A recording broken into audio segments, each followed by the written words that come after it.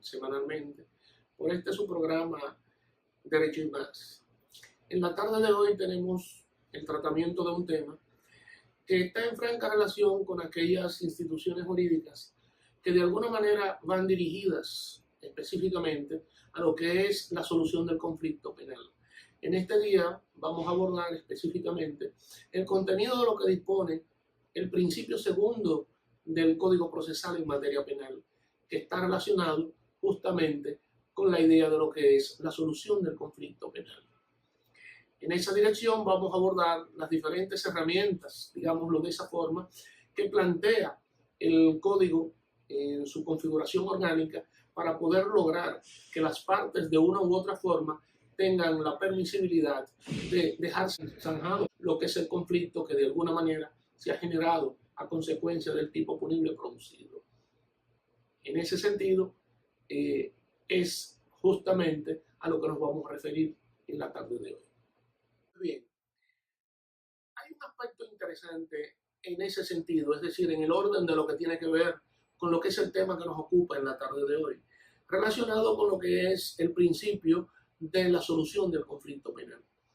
Ustedes se podrán preguntar, ¿y a qué quiere referirse el legislador dominicano en la medida en que articula en el ámbito de lo que son lo que yo he podido entender como las 28 columnas del Código Procesal en materia penal? Y en este caso, la relativa a lo que es el principio jurídico denominado como solución del conflicto en materia penal. En ese sentido, quiere referirse a la necesidad de lo que a la vez aborda en la parte infine de ese artículo 2, es decir, reconocer al proceso penal dominicano el carácter de medida extrema. Carácter de medida extrema, es decir, tratar de que sea justamente la última ratio, como en ocasiones se dice a propósito de estos temas. Es decir, tratar de que el proceso penal sea justamente lo último a lo que haya que arribar. Y por vía de consecuencia, tratar de lograr que con la aplicabilidad de las herramientas establecidas en la normativa procesal penal vigente en nuestro país, podamos lograr la solución del conflicto que de alguna manera se ha generado a consecuencia del hecho punible producido entre dos o más partes. En esa dirección, entonces, es justamente por donde se orienta el legislador dominicano al articular en el ámbito de lo que es el orden jurídico vigente el principio que ya hemos enunciado, es decir, el de la solución del conflicto penal. Ustedes se preguntarán, ¿qué medios de carácter procedimental pudieran ser utilizados en esa dirección para lograr esto que de alguna manera hemos estado tratando de entrada? En ese sentido, plantea el legislador dominicano herramientas, como he dicho, que son de suma importancia para que las partes, una vez utilizadas, tengan la permisibilidad de llegar a un acuerdo. ¿Cuáles, por ejemplo? Bueno, se plantea en esa dirección lo que es el denominado criterio de oportunidad reglado. Reglado hoy porque está taxativo y categóricamente definido en el artículo 34 y siguiente del Código Procesal en materia penal. Reglado porque está configurado orgánicamente hablando y pautadas un conjunto de reglas para que pudiera ser aplicado en relación a un proceso específico. Es decir, que la idea en sí misma de lo que son las herramientas contenidas en el Código Procesal Penal para poder tratar de zanjar la litis o el conflicto, la disquisición que de alguna manera se plantea entre las diferentes partes, son cuestiones que están definidas como tal y están sujetas a la aplicabilidad tomando en consideración la naturaleza en sí misma del proceso que se presente. Igual sucede con el caso de lo que es la idea de la figura de la conciliación, sostenida en el artículo 37. Eso está consignado para determinados casos. Y por igual el tema atinente a lo que es la suspensión condicional del procedimiento. Antes de entrar en detalle en relación a cada una de estas instituciones jurídicas, quiero sostener el hecho de que el principio que estamos abordando y tratando de desglosar está refrendado por lo que dispone la Constitución vigente. Y en ese sentido es bueno acotar y sacar a colación lo que plantea el artículo 169 de dicha disposición normativa, es decir, de lo que es la denominada ley de leyes. ¿Qué se plantea en esa dirección? Específicamente en relación a lo que es el grueso de facultades o de atribuciones que tiene el Ministerio Público en República Dominicana, en la medida en que agota el llamado procedimiento preparatorio en nuestro país, que es la fase primaria del proceso penal. En ese sentido sostiene dicha disposición legal el hecho de que los fiscales, en la medida en que llevan a cabo la investigación como tal, están obligados a tratar de, por un lado, garantizar lo que es el respeto de los derechos fundamentales de las partes, lo que es la protección de las víctimas, de los testigos, pero también de manera precisa se le conmina, se le obliga a que como operador del sistema de justicia penal y como ente, digamos, regente o director de lo que es la fase preparatoria a la que hemos enunciado ya, tenga que aplicar los medios alternos de solución de conflictos sostenidos en ese sentido, a prima fase por el artículo 2 del Código Procesal Penal y enunciado ya lo que de alguna manera hemos señalado, es decir, el criterio de oportunidad arreglado, suspensión condicional, entre otros tantos. ¿Para qué? Para tratar de lograr lo que es la denominada vuelta del proceso penal a las partes, es decir, tratar de garantizar con la aplicación o implementación de esas herramientas de procedimiento, tratar de restaurar la armonía social entre las personas que de alguna manera se han visto afectadas por lo que es la comisión de un hecho punible en un momento histórico dado. Vamos en esta dirección entonces, en el marco de lo que estamos tratando, a entrar en detalles a propósito, de un lado, de lo que es el criterio de oportunidad arreglado. Ustedes podrían preguntarse, ¿y en qué consiste el mismo? ¿En qué casos, en qué circunstancias el legislador dominicano pudiera aplicarlo? Bueno, es que en ese sentido lo primero que hay que verificar es lo que sostiene el artículo 34 del Código Procesal Penal en relación a las posibilidades de implementar el criterio de oportunidad arreglada. ¿A qué se refiere? ¿A título de elemento, digamos, condicionante o a título de requisito propiamente dicho?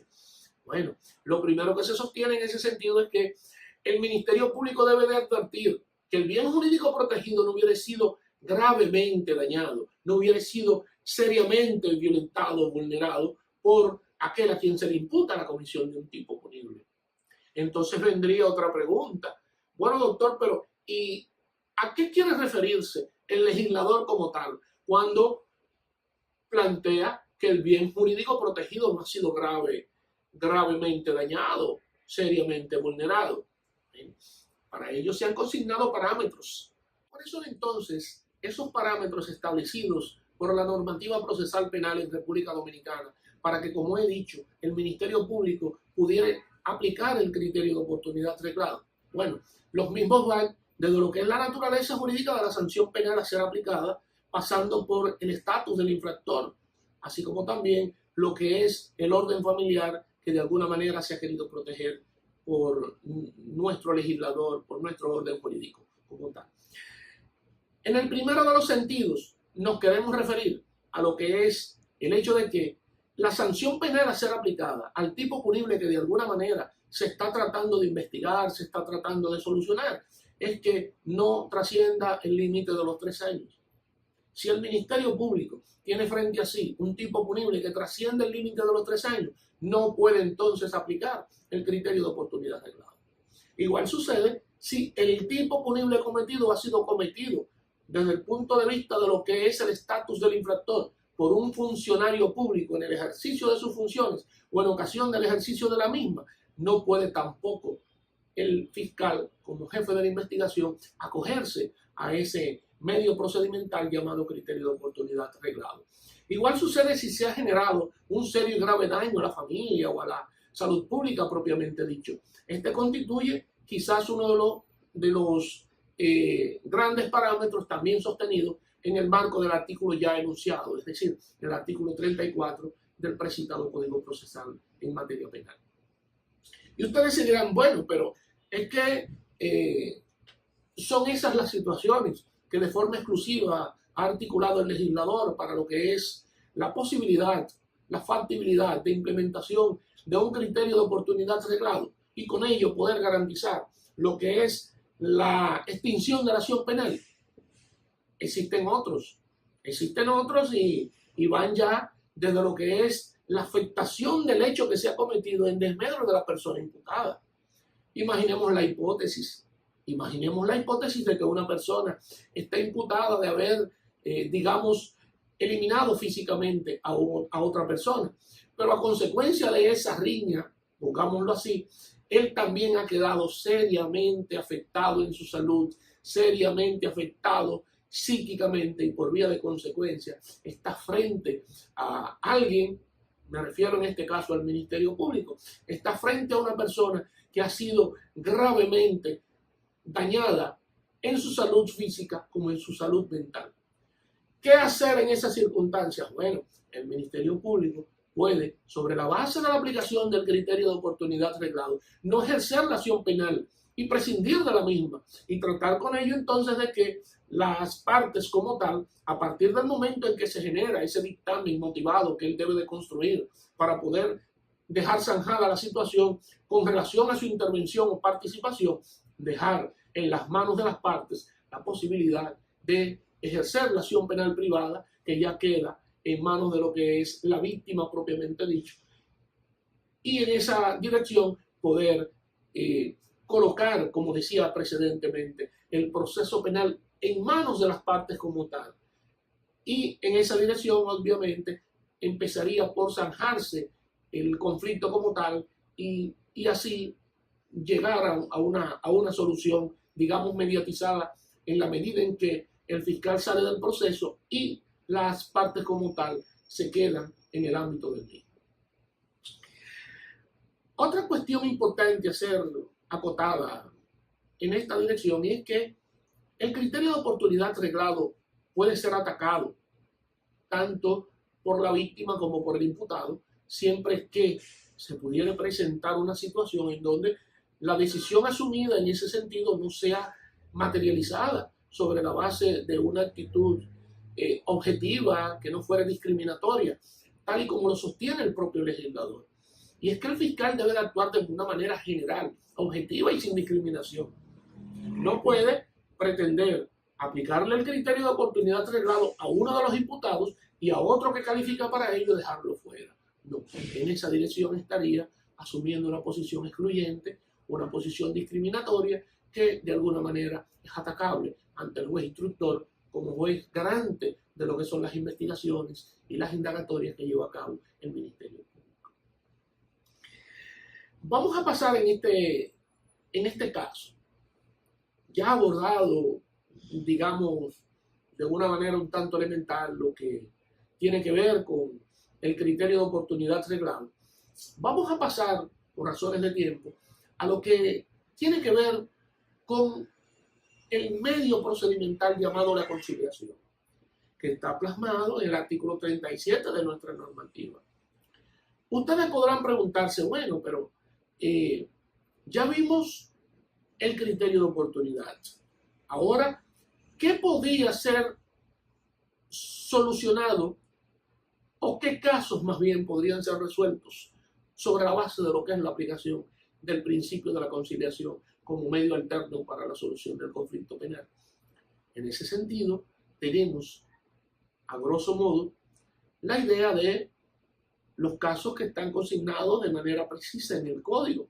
Digamos, los casos de acción penal a instancia privada, los casos de acción penal privada propiamente dicho, las contravenciones, los homicidios culposos o aquellos procesos penales que de alguna manera el fiscal advierte que pudieran ser encuadrados o enmarcados en el marco de lo que es la suspensión condicional de la pena. Ustedes se preguntarán, bueno, pero ¿y cuáles son esos procesos? Esos procesos están definidos en el marco de lo que dispone el 341 de nuestra normativa procesal penal. Es decir, aquellos procesos penales cuya sanción no pasa de 5 años y en los casos en donde el imputado no hubiera sido condenado precedentemente. Es decir, que si se presentan estas dos características, puede el Ministerio Público perfectamente asumir la posibilidad de aplicar el criterio de una conciliación como tal y en esa dirección estar en el ámbito de lo que dispone el orden jurídico vigente nuestro. ¿Qué pasa cuando se aplica la conciliación? Bueno, muy sencillo. las partes se ponen de acuerdo. La víctima queda resarcida, o por lo menos el imputado firma acuerdo de garantía para su resarcimiento. Pero sobre todo, y en ese sentido, se extingue la acción penal, igual que como hemos dicho precedentemente, respecto de lo que es el criterio de oportunidad arreglado. Ya ahí queda finalizado el proceso como tal. Sencillamente se concluye porque una vez extinguida la acción pública, pues ya no hay forma de que el proceso pueda ser aperturado, pueda ser llevado a cabo, y con ello, como decimos originalmente, se soluciona el conflicto. Hay otra situación que no queremos dejar pasar la oportunidad para abordarla, que incluso lo enunciamos en el marco de lo que era el introito de los puntos a ser tratados respecto de lo que son las herramientas consignadas por nuestra legislación procesal en materia penal para poder lograr la solución del conflicto en este sentido. ¿A qué nos queremos referir? Nos queremos referir específicamente a lo que es la suspensión condicional del procedimiento. ¿En qué consiste? ¿A qué se refiere? ¿En qué circunstancia puede ser aplicado? Bueno, para que se pudiera aplicar la suspensión condicional del procedimiento como medio alterno de solución de los conflictos penales, tiene primero que verificar el Ministerio Público la extensión o alcance de la sanción penal que pudiera sobrevenirle al imputado a consecuencia del hecho que se le pone sobre sus hombros. ¿Cuál es ese tope? 4 años.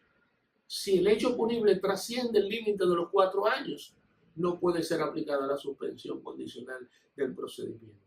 Tiene que ser como tope lo que ya hemos establecido, no más de 4 años. En esa dirección hay que advertir otras cosas. Lo primero que tiene, además de eso, que verificar el Ministerio Público es si el imputado está de acuerdo con que se le aplique ese procedimiento. Pero una vez verificado que el imputado está de acuerdo con que se le implemente respecto de su caso la suspensión condicional del procedimiento, tiene que tomar en consideración que éste se comprometa para con la víctima a resarcirla, igual que con el caso de la conciliación, o que firme acuerdo de garantías para con la misma. Y finalmente, ya establecidas esas consideraciones, entonces se pasa ante el juez de la instrucción para que éste decida si acoge o no lo que es esta medida denominada, como hemos dicho, suspensión condicional del procedimiento. ¿Qué habrá de verificar el juez de la instrucción? Justamente si se han cumplido los parámetros a los que nos hemos referido, si el imputado está de acuerdo, si el hecho no trae consigo una pena mayor de 4 años, y si de alguna manera la víctima queda ya resarcida conforme al acuerdo que de alguna manera ha suscrito con el imputado. Entonces, en esa dirección puede perfectamente ser acogida la idea de lo que es la suspensión condicional del procedimiento y poder lograr con ello lo que es la extinción de la acción pública una vez cumplido, y esto es un elemento importante, una vez cumplido lo que es el llamado periodo de prueba que habrá de imponer el juez de la instrucción una vez decida acoger este procedimiento. Él va a imponer un plazo o periodo de prueba en relación al imputado que nunca va a ser menor de 1 año ni mayor de 4.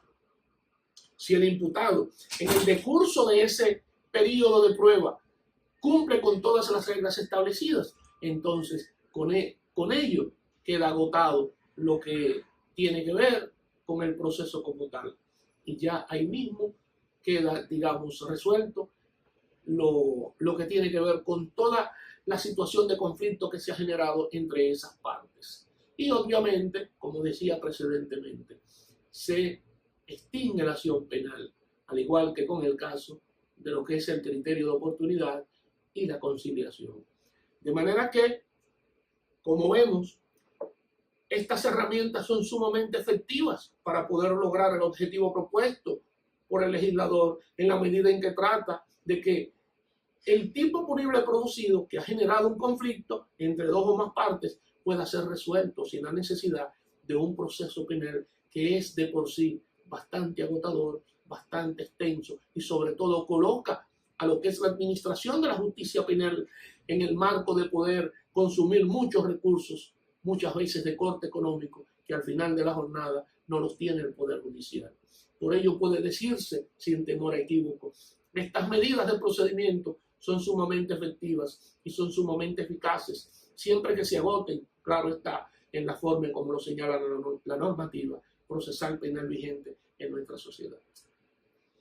Hasta aquí, amigos que nos escuchan y que nos ven semanalmente en su programa Derecho y Más, hoy con el tratamiento del tema ya indicado en diferentes ocasiones relacionado con lo que son los medios establecidos por nuestra normativa procedimental en materia penal para poder lograr la solución del conflicto y poder restaurar, como dice el propio código, la armonía social, volviendo el proceso penal a las partes que originalmente estuvieron envueltas. Agradecido como siempre por sus atenciones, gracias por escucharme y será hasta una próxima entrega.